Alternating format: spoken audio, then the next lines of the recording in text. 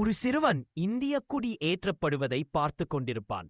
உள்ளூர் பள்ளி விழாவில் அந்த கொடி ஆகாசத்தில் ஆட, அவனது கண்களில் தெரியும் உறுதி, அவன் ஒருநாள் அந்த கொடியை பாதுகாக்கும் வீரனாகவே விரைவில் மாறுவான் என்பதை கூறுகிறது. அந்த சிறுவன் இளம் வயதிலே இந்திய இராணுவ ஆட்சேர்ப்பு முகாமை அடைகிறான். தேசபக்தியும் நிறைந்த இளைஞனாக உருவாகுகிறான். கடந்த சில வருடங்களில் அவன் இராணுவத்தில் பல்வேறு பகுதிகளில் பணியாற்றுகிறான்.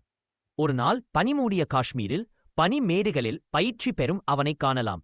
பனியில் ஊர்ந்து துப்பாக்கியை இறுக்கமாக பிடித்தபடி அவன் சுவாசமே பனியாய் தெரியும் சூழ்நிலையில் பயிற்சியை மேற்கொள்ளுகிறான். அடுத்த கட்டமாக ஒரு இரவில் எல்லா பகுதியில் சிப்பாய்கள் ஒரு மோதலுக்கு தயாராகின்றனர். சிவப்பு தந்திரோபாய விளக்கின் ஒளியில் நம் ஹீரோ தன் துப்பாக்கியைச் சரிபார்க்க அவனது முகத்தில் பதட்டம் தெரிகிறது. மோதல் திடீரென வெடிக்கிறது. அடர்ந்த காட்டில் இரவு நேர சண்டை. சுடும் ஒளி, தீப்பொறிகள், வெடிப்பு. சிப்பாய் நடுவில் தன்னுடைய அணியினரை பாதுகாக்கும் பொறுப்புடன் சுடுகிறார். ஆனால் போரில் சகலமும் வெற்றி அல்ல. ஒரு மோதலில் அவர் பலத்த காயமடைந்து விழுகிறார். சான் மற்றும் சேற்றில் பாதி மூடிய பண்களுடன், ஆனால் ஒரு மென்மையான புன்னகையுடன் கிடக்கிறார். அவரது கையில் இந்திய கொடி சேற்றால் மாசடைந்தாலும் விடாமுயற்சியின் குறுக்கது மட்டும் கைகொண்டாள்.